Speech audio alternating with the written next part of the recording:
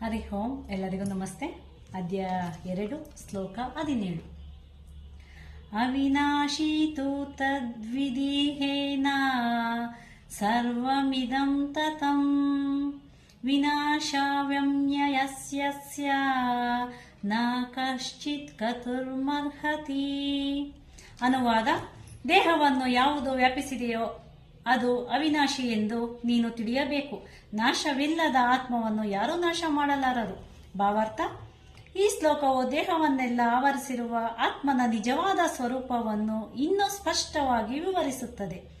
ದೇಹವನ್ನೆಲ್ಲ ವ್ಯಾಪಿಸಿರುವುದು ಯಾವುದು ಎಂದು ಎಲ್ಲರಿಗೂ ಗೊತ್ತು. ಇದು ಪ್ರಜ್ಞೆ. ಭಾಗಶಃ ಅಥವಾ ಪೂರ್ಣವಾಗಿ ದೇಹವು ಅನುಭವಿಸುವ ನೋವು ಮತ್ತು ಸುಖಗಳ ಪ್ರಜ್ಞೆ ಪ್ರತಿಯೊಬ್ಬರಿಗೂ ಇರುತ್ತದೆ. ಪ್ರಜ್ಞೆಯು ಆವರಿಸಿರುವುದು ಆಯಾ ಮನುಷ್ಯನ ದೇಹದಲ್ಲಿ ಮಾತ್ರ. ಒಂದು ದೇಹದ ನೋವುಗಳು ಸುಖಗಳು ಇನ್ನೊಂದು ದೇಹಕ್ಕೆ ತಿಳಿಯುವುದಿಲ್ಲ. ಆದುದರಿಂದ ಪ್ರತಿ ದೇಹದಲ್ಲಿಯೂ ಒಂದು ಪ್ರತ್ಯೇಕ ಆತ್ಮವಿರುತ್ತದೆ. ಆತ್ಮದ ಅಸ್ತಿತ್ವದ ಲಕ್ಷಣವು ವೈಯಕ್ತಿಕ ಪ್ರಜ್ಞೆಯಾಗಿ ಕಾಣಿಸಿಕೊಳ್ಳುತ್ತದೆ.